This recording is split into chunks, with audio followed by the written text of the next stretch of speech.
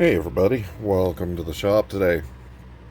Well, we went to the range, had a lot of fun, got some videos up of that, tested out the Poverty Tier Anderson AR10, and ran into a pretty big problem. First round went off just fine, stuck a case, and did not eject. Now, if you look at this, you can see it is really, really bad inside the chamber. And it ripped the rim off. So, we got a pretty big problem with that. And I think we got a pretty good solution. Now, if you don't remember, this is my Poverty Tier AR10. And it was just to see how cheap we could get an AR10 put together. Anderson Manufacturing lower, Bear Creek Arsenal upper, complete upper assembly with the side charging handle, which is actually what I prefer. And, yep, pretty much just real basic stuff, except for a pretty decent drop-in Geisley trigger. It is all super cheap and easy to put together. So, step one, disassemble the upper from the lower, and then we're going to figure out how to polish this chamber out. And I thought it'd be a really good tutorial about what to do if you've got sticky chambers or a really, really not well polished brand new chamber. So, let's get this thing going. Now, what we're going to need to polish this chamber out, and always inspect the chamber really good, see what it looks like. This one just looks like it's got machining leftovers in it. It wasn't really cleaned very well. So, look over the chamber really well. Make sure it's not something catastrophic. And what we're going to do, grab yourself a section of cleaning rod, and we're going to use a 20 gauge shotgun brush and an adapter. We're going to put this together and we're going to chuck this up into a cordless drill. And with that, we've got bore cleaning compound, which is just a coarser polishing compound.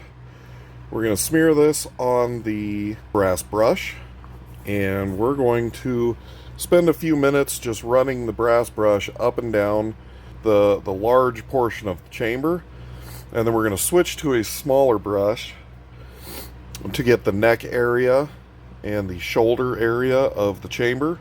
We're going to switch over to a bore bright compound, which is just a finer compound meant for more polishing than removing.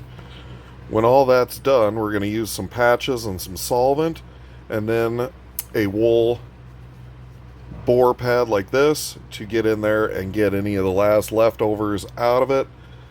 And then make sure when you're done with this, you super clean the whole chamber area, receiver, everything real nice, so there's no leftover compound anywhere in there.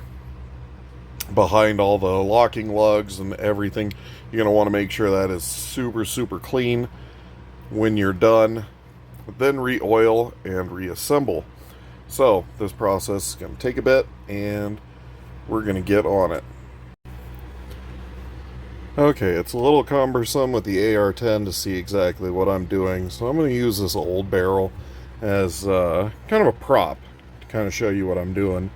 So what I did, I got the compound on the brass brush, and basically you're just running in and out,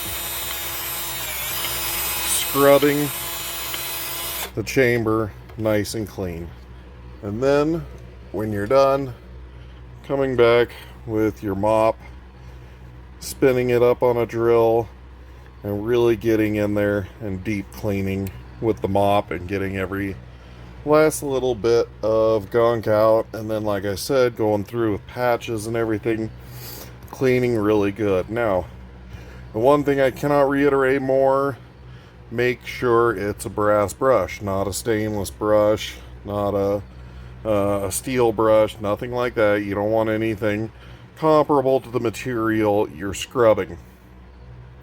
The brass is going to be the weaker material, and it's not going to harm the barrel if you keep it lubricated with the bore cleaning compound. So I hope that helps a little bit, since it's a little cumbersome with the upper receiver and the extension and everything.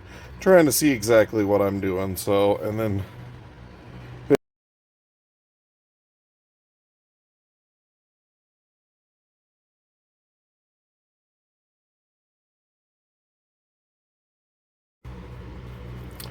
alright, so as best I can try, I cannot get my camera to take any decent pictures of it. I don't have a borescope to show you, and my potato's not doing so well. But all this gunk come out of the chamber. Basically, when you're doing this, cleanup is going to be the biggest part of this. Once you're done cleaning, the chamber actually looks fantastic now. It's nice and bright and shiny. There's no tool marks or chattering or anything inside the chamber, so I think we're going to be okay on that respect. And maybe next time we go to the range, we can get maybe more than one round to shoot out of the gun. That's going to be my goal, more than one round. But basically all we do, stick the brush in the chamber and set the drill and go to town. I think probably what this was leftover gorch from machining, whether it be dried up lube and metal chips and all kinds of stuff like that, because there's really no signs of anything abnormal in the chamber. So I'm going to call it a win. I wish I could have gotten a decent picture for you. Kind of sucks, but it is what it is. Thanks for stopping by. Remember, these two products, the JB bore cleaning compound and then the bore finishing compound, those are really good. I actually use those a lot on old Milsurp barrels and whatnot. Very, very good products. So the only other thing I would say is make sure you've got a brass brush. I know they make stainless steel brushes and stuff like that. Don't use steel on steel. Use something much, much softer than steel. The brass is not going to hurt the steel of the barrel at all. So just a word of warning. Everybody have a great day. I'll catch you on another video.